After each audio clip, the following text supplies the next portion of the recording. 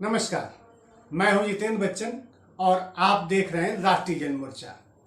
भ्रष्टाचार का भूचाल, महाराष्ट्र सरकार आरोपों के घेरे में। अघाड़ी सरकार के गृह मंत्री अनिल देशमुख पर बहुत ही गंभीर आरोप लगा है। मुंबई के पूर्व पुलिस कमिश्नर ने कहा है कि अनिल देशमुख ने वहां के पुलिस अधिकारी सचिन वाजे को 100 करोड़ का एक महीने में वसूली के लिए कहा था। ये पूर्व पुलिस कमिश्नर ने बहुत बड़ा आरोप लगाया है। किसी भी सरकार के लिए, किसी भी मंत्री के लिए ये बड़ा सवाल खड़ा होता है कि वो इतने बड़े आरोपों के घेरे में है। इसके बावजूद अनिल देशमुख ने अभी तक इस्तीफा नहीं दिया है।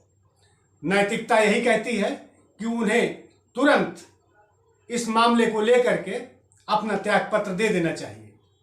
वहां की जो विपक्षी पार्टी है, भारतीय जनता पार्टी, उसके नेताओं ने भी अनिल देशमुख का त्यागपत्र मांगना शुरू कर दिया है। केंद्र से जो मंत्री हैं उनमें से भी एक दो लोगों ने कहा है कि महाराष्ट्र की सरकार इस समय भ्रष्टाचार में डूबी हुई है। उद्धव ठाकरे की नहीं चलती और एनसीपी के जो नेता हैं वो अपनी चलाते हैं। ये आरोप भी आरोप प्रत्यारोप शुरू हो गया है। खास करके बात हम भ्रष्टाचार को लेकर अगर हम करते हैं तो इस मामले में जब मुकेश अंबानी के घर के सामने जो गाड़ी मिली थी और उसमें जो विस्फोटक सामग्री बरामद हुई थी, उस मामले को लेकर के वहां के जो पुलिस अधिकारी थे सचिन वाजे, सबसे पहले उनका नाम आया और उस मामले की इस समय एनआईए जांच कर रही है, जिसमें वाजे आरोपी हैं।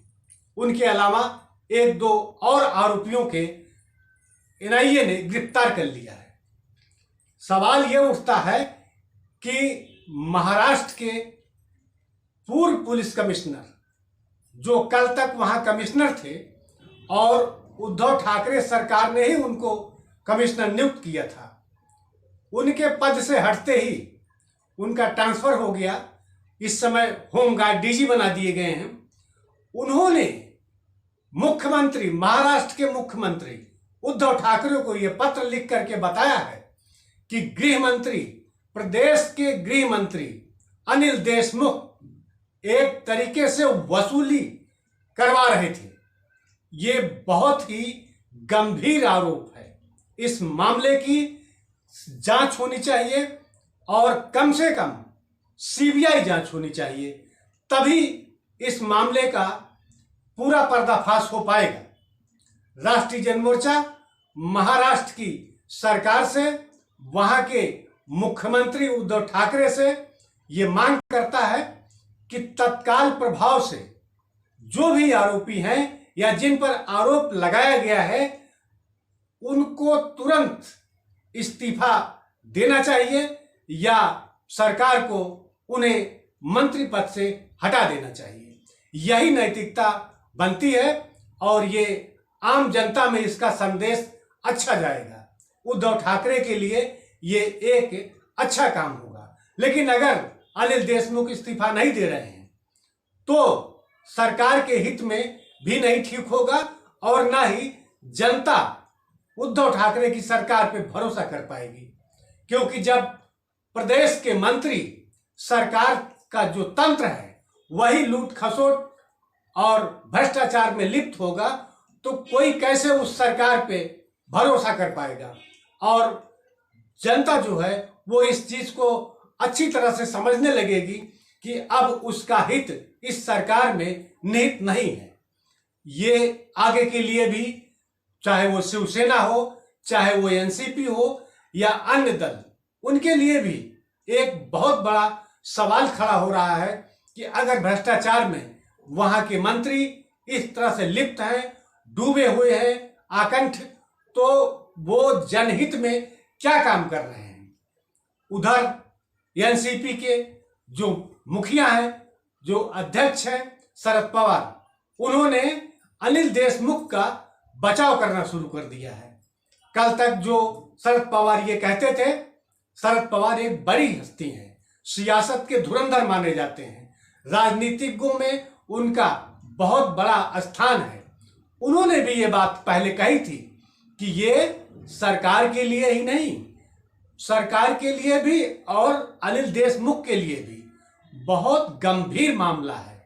उन पर पुलिस के मुखिया ने, अब इस समय वो पूर्व पुलिस प्रमुख हैं, उन्होंने आरोप लगाया है और 1 महीने में 100 करोड़ रुपए की वसूली करवाई जा रही थी। अभी तक तो इस मामले में एक पुलिस अधिकारी का नाम खुल करके सामने आया है, वो है मिस्टर वाजे। अब अगर इस मामले की जांच एनआईए जो कर रही है, उसमें हो सकता है कि और भी कुछ पुलिस अधिकारी शामिल हों, वो भी सामने आएंगे। लेकिन जो बड़ा मुद्दा है, जो बड़ा सवाल है, वो ये है कि जब सरकार और पुलिस के अधिकारी भ्रष्टाचार में डूब जाएंगे तो देश की जनता का क्या होगा। महाराष्ट्र में ऐसे ही कोरोना संकट बढ़ गया है, एक बार दोबारा से वहां कोरोना को लेकर के अफरा तफरी मची हुई है। उसी बीच ये मामला आरोप प्रत्यारोप का जो शुरू हुआ है वो बहुत ही गंभीर हुए।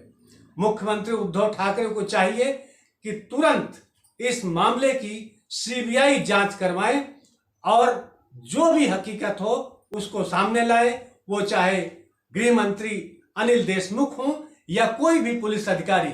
वैसे अब ये मामला सुप्रीम कोर्ट पहुंच चुका है और जो पूर्व पुलिस कमिश्नर हैं उन्होंने इस मामले को सुप्रीम कोर्ट में हिट किया है और आगे क्या कार्रवाई हो सकती है उस पे सुप्रीम कोर्ट निर्णय देगा।